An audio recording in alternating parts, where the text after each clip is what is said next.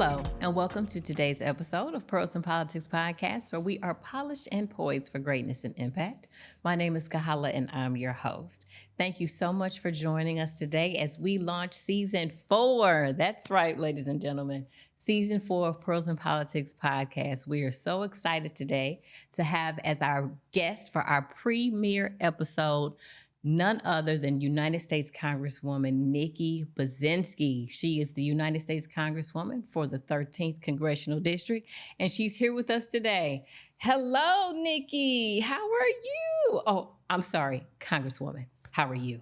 Hi. I'm sorry. It's so great to be with you, Congresswoman, I Kahala. apologize. Congresswoman. Oh, how are you? We have been friends for too long. I'm just Nikki. Well, we, as you know, we put respect on people's names at Pearls and Politics Podcast. So you are Congresswoman Yes. today, okay? Congresswoman Thank Nikki, you. is that better? Okay. Okay. That's cool. That's cool. I'm so happy you're It's with great us. to be on your Yes. Yeah, thank you. Thank you for this invitation to be on your premiere episode. Well, thank you. Yes, I couldn't think of a better person to bring in Season 4 than you. We've never had a United States Congresswoman on our show. So this is really big for me, big for the platform. And we are so happy that you would be willing to come on today. Thank you for the invitation. It's great to be with you always. Yes, so you are amazing. Okay, let's be clear about that. You are amazing. Thank you. And so let's do a little bit of introduction about you. I really want people to know you as a person. You have such a big heart.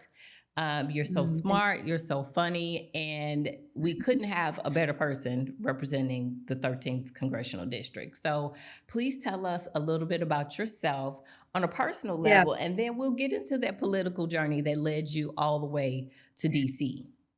Yeah, absolutely. Well, first I have to point out, as I did just a minute ago, that I wore pink for you today, Kahala, because I have so many wonderful friends. This is our congressional pin.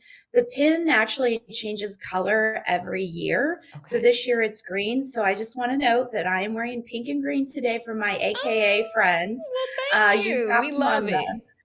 Yeah. So, but it's wonderful to be with you. You know, I'm originally from Central Illinois. I'm from Peoria. I was born in Peoria. I went to the University of Illinois in Urbana-Champaign, which actually this congressional district is. Did you go to U of I? I did. Oh my gosh, how did I not know this? That's amazing. We did. So we are fellow alumni as well. Yes, we are.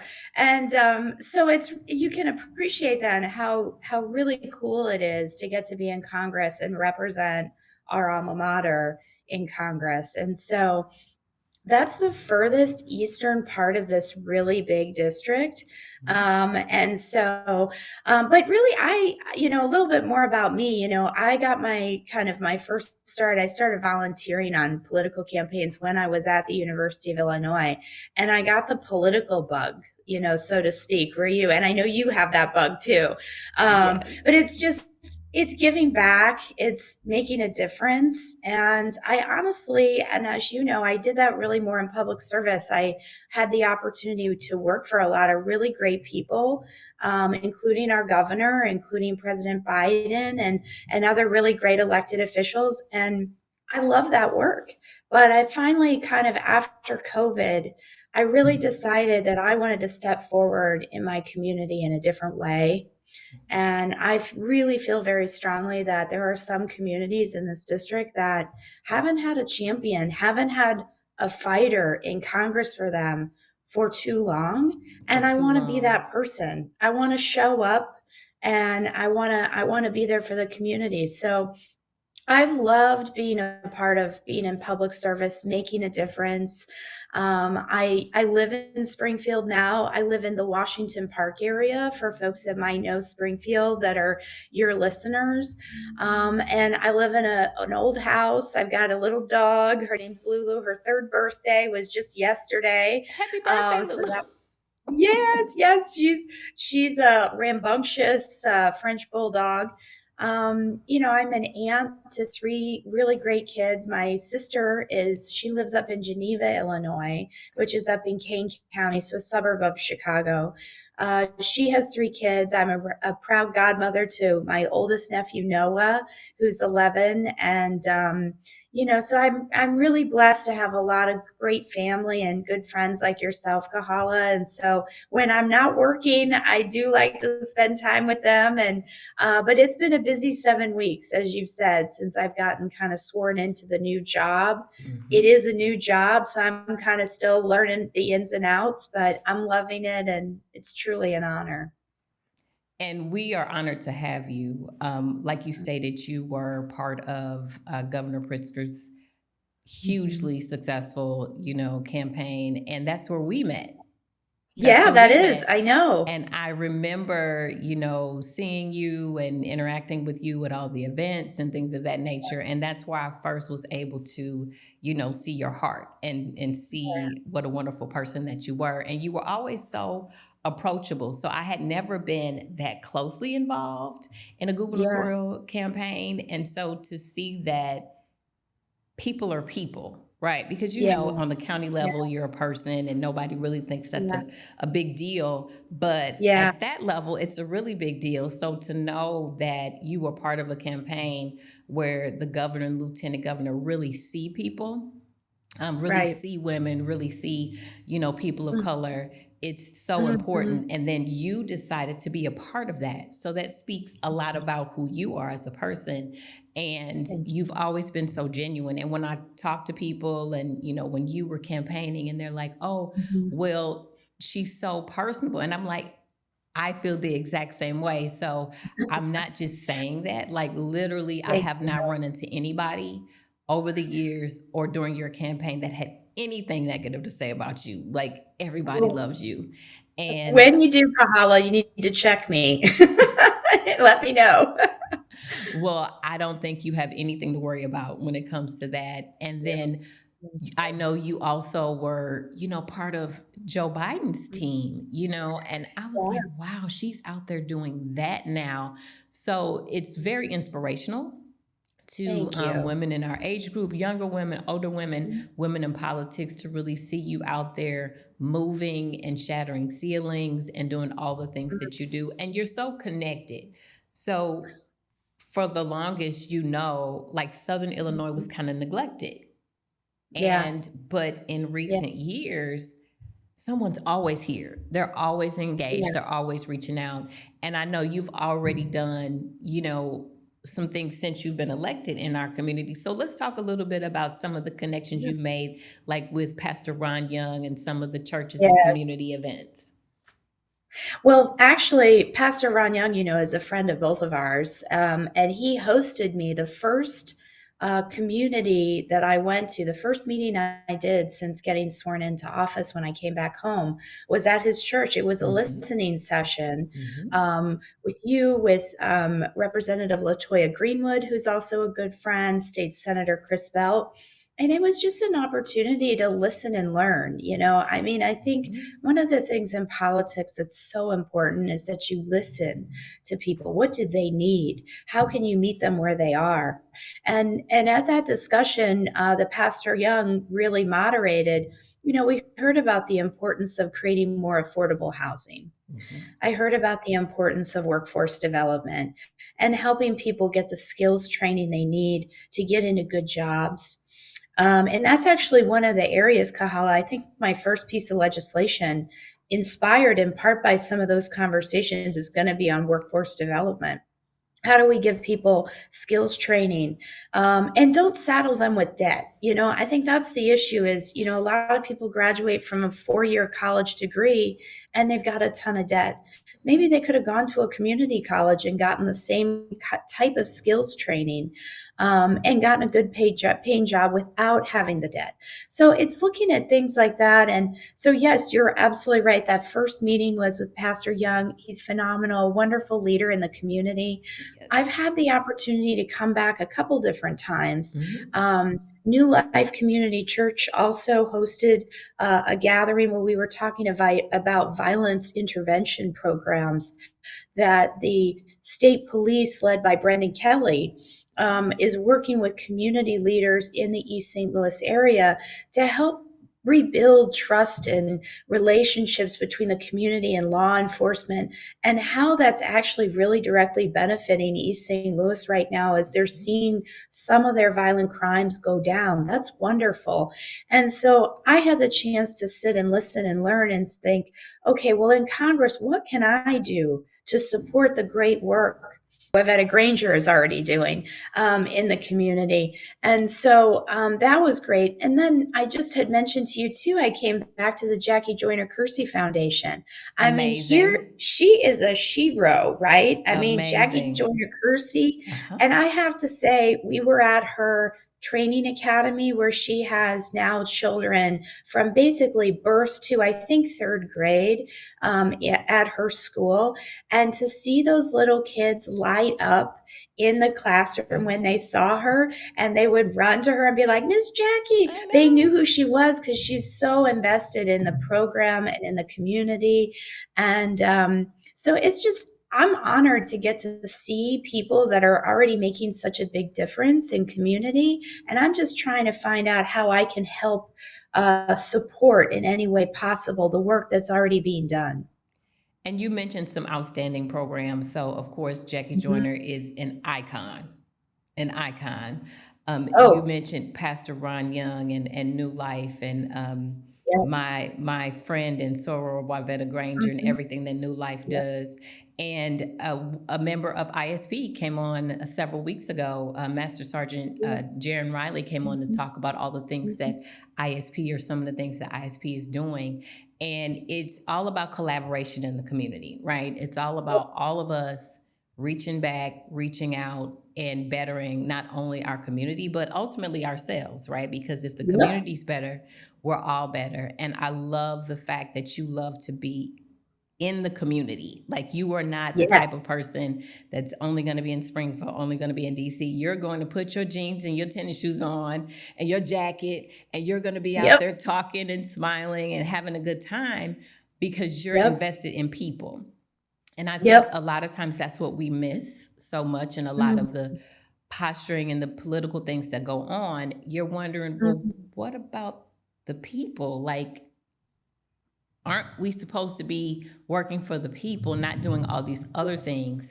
And you are definitely one for the individual, and one for the family, and one for the people, and one for the middle class, and one for the unions. Like, you were all those things, all wrapped up into one Nikki, one Congresswoman Nikki. So tell us about being the first woman elected in your district, right? I mean, that's a really big deal. I'm sorry. No, thank you. Tell us. Well, you're a trailblazer too. Well, thank you, but you're on a whole nother level. So tell us how that felt, because I kind of know how that feels, but please tell us what that moment was like when you reached the manifestation of that victory for yourself. Yeah. I mean, I think that is the thing they say for women. And I know, you've been in elected office before too, Kahala, is it takes women. We have to do our homework. We've got to often be asked multiple times to step forward to run for elected office. And it takes us more of a process to say, okay, I'm going to take this chance. I think sometimes often with men, it's a little easier for them. It's easier for them to look in the mirror and be like, we got this, we're going to do this. But for women, I just can speak for myself. It took really relying on family and friends to be a support system to say, maybe no other woman has done this before, but we believe in you and you can do this and we're with you. And, as women, I think we really need a village around us because I think we are really collaborators at heart. We like to bring people into the process. So, I mean, it's an incredible honor to be the first woman to represent this district. And with that comes responsibility, as you really want to be a model leader, so that hopefully maybe you might be the first, but you are not the last. That there are young women from all backgrounds that can see themselves in you and say, hey, maybe I'll take that next step. And it doesn't always have to start, as you know, with Congress. It really starts at the local level. A woman stepping forward to say, I am concerned about what I'm seeing in my school, or I am concerned about my child, and so I'm going to run for school board. I think that's important. Or run for county board, or run for, as you know, a local county office. Those are really making big differences in people's lives. And I think, we still are underrepresented as women in Congress. And so I think we still have a long way to go. But I think it starts with some of us as first helping to kind of pave a bit of a way for more women that you hope are coming up behind you. Absolutely. You are right. We are underrepresented in many Mhm. areas. I talk about all the time on this platform how only 2% of all Mm. lawyers in the country are African American women. Yeah. And less than 1%, I saw the other day, are partners in law firms across the Mhm. country. So it's Yeah, very important. Representation matters across the board, and it particularly it does. matters when it comes to women because I Mhm. know I'm biased and you are too, but I feel like we have so much to offer, right? We have Yes, we so do. much to offer and so many perspectives that, gentlemen Yeah, don't bring or won't bring because we're different. I know when yeah. Senator Belt was here, Senator Chris Belt, Oh, he good. was applauding Representative Greenwood on the Mhm. legislation that she brought forth about sanitary napkins and menstrual Yeah. security. And there was this Mhm. menstrual poverty that was going on. And it took Mhm. a woman to be able to say, there are teens and homeless people and, individuals that as women, we're going to deal with this situation every single month. And so many of us Yeah, don't have what we need, which then leads to all right. kinds of issues, health issues and mental health issues, because that's challenging mentally to not have what you Mhm. need. And so again, there's that woman piece, right? And we're not Yes. disregarding the gentleman, but No. representation from all aspects is important. So whether it's Yeah. ethnicity, whether it's gender, we need to be represented so that way all of the constituents can be represented. Because a lot of Definitely. times in politics, sometimes a lot of people, and you know that from your work in the Mhm. community, people don't feel Mhm. heard. What did I just say? For the That's longest, Southern Illinois kind of didn't feel heard. yeah, And that's so right. now we've been delivered from that, right? So we Yeah, are heard, but there yeah. are sections of our communities of Yep. people who still feel unheard. And it's people like Mm. you that are determined to do away with that. That's going to Yes. be the difference that makes the difference. And that's why we're so Mhm. happy to have you. Like, we Thank really you. are. I just have to say, Kahala, I completely agree with you in the sense, we all offer our own unique perspectives from Mhm. our life experiences. And we are one of the things that former Speaker of the House, Nancy Pelosi, said a lot to our House caucus is that diversity is our strength as a Democratic caucus, but unity is our power. So diversity is our strength, and unity It's our unity is our power. power. I I love think that that. is really wonderful, That is, and something that is why we need to make sure that everyone is represented in public office. yes. So, what committees, I don't know if I'm saying that the right way, Yeah. but now Mhm. that you're fully in and you're all systems Yep. go, what committees are you a part of and what are you championing? What are you going after right now? Yeah. Absolutely. So I got on two committees, the House Agriculture Committee and the House Veterans Affairs Committee. Most members are only on two committees. I'm really excited. I'm excited about both. I'm excited about being able to do really good work in both of these committees. They also happen to be committees that oftentimes you can be bipartisan. You can work with some Republicans on some issues, which is something that obviously Washington, D.C. struggles with right now, as you know. But the House Agriculture Committee, the reason I'm so excited about it is it's a farm bill year. Okay. And so for communities throughout central and southern Illinois, it is about family farmers, and I'm looking forward to being helpful to our family farmers. As you know, a part of our district is Collinsville, Illinois, which is the horseradish capital of the world. I didn't know And that. yes, Learn yes. something new every day. And we're also a top producer of corn and soybean and pork. So yes, Absolutely. I'm going to help those industries and those family farmers. But I also want to take a moment. 80% of the farm bill is the nutrition program. And that is so important to communities throughout this country. We have to make sure that children and access to school lunches is something that we provide through the farm bill, continues to be provided. Because as you know, there are some children that maybe that hot meal at lunch is the only hot meal of the day they're going to get. And so it is so important that we are protecting those types of programs. Our SNAP benefits, SNAP benefits help folks that they've got a job, they're working, they're doing what they can, but still not able to make ends meet with inflation as high as it is. Absolutely. Gas prices still starting to come down. So the SNAP benefits provide a little bit of extra assistance for folks that are working to make sure that they have healthy food options.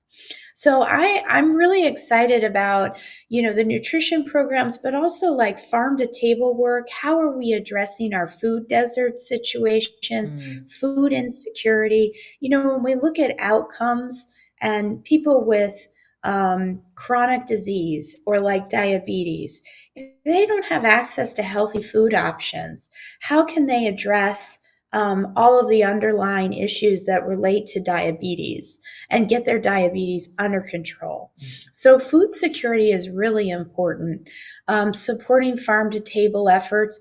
Jackie Joyner Kersey's got a greenhouse. They're growing great stuff out on their foundation properties. So, people are trying to do their part, but how can I be supportive of those efforts?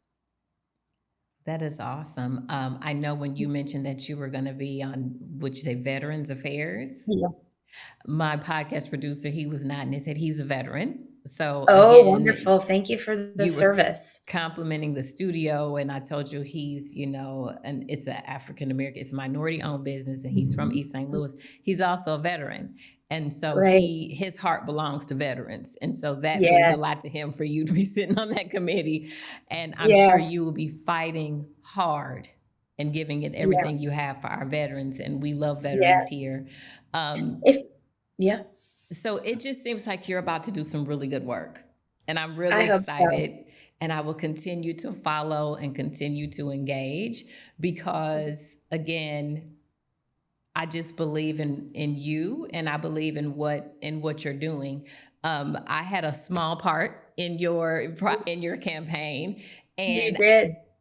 I did not Not so small, but yes. I did not hesitate because, again, of the relationship, of the history, and just knowing what I know. Because I'm not going to participate in just anybody's campaign. I'm not going to have just anybody on my platform.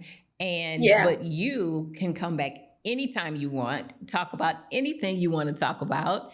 And, Thank you.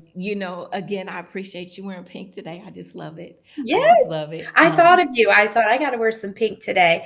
I would love to come back anytime, Kahala. Let's just continue the conversation because there are going to be some big issues that are going to come up in Washington. And at the very least, we can just have a candid conversation about what those are and, what the community needs, how I can be an advocate. So I'd love to just continue this conversation.